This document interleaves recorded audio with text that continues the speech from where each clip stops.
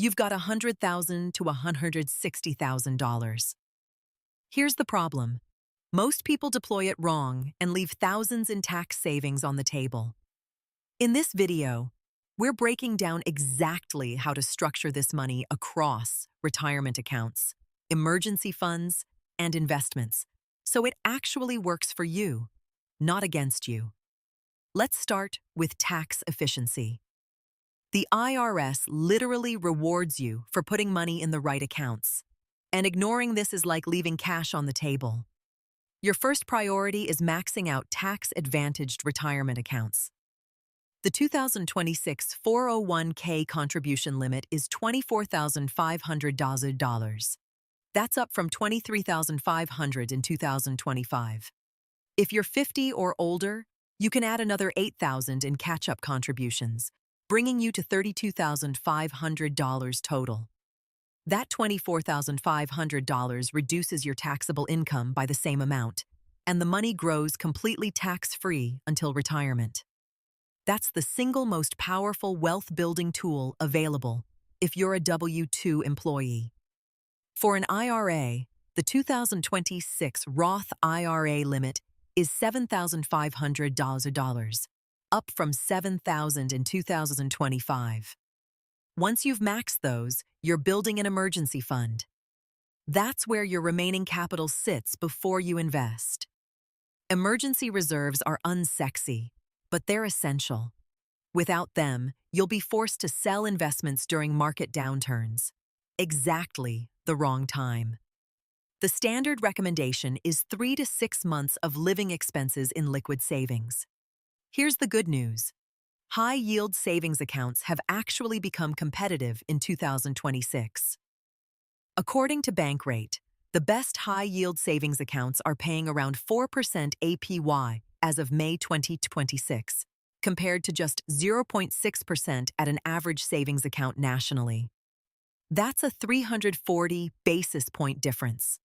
If you put $25,000 in a high-yield savings account at 4% versus 0.6%, you'd earn $1,000 a year versus $150. That's an $850 annual difference on the same deposit. For someone spending $5,000 a month, that means keeping $15,000 to $30,000 in cash. Everything else? That's investable capital. Once you've maxed retirement accounts and built your emergency fund, you've got $50,000 to $110,000 left for a taxable brokerage account. This is where long-term wealth compounds. The S&P 500's 10-year average return from January 2016 through December 2025 was 14.8%. That's above the historical 30-year average of around 10% annually. Wall Street analysts are projecting the S&P 500 to advance 11.8% in 2026, with median forecasts suggesting earnings growth will accelerate to 19.7% in 2026, up from 14% in 2025, according to the Motley Fool. A solid starting point for someone with a long-term horizon is 70 to 80% in equities, targeting that S&P 500 exposure, and 20 to 30% in fixed income to capture Treasury yields around 4.47%.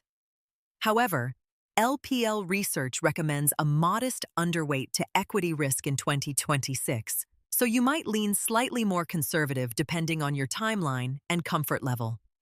Here's what most people miss. Taxable brokerage accounts are tax-free. You'll owe taxes on dividend income and capital gains. The good news? Index funds are your friend here. They have very low turnover, meaning capital gains distributions stay minimal.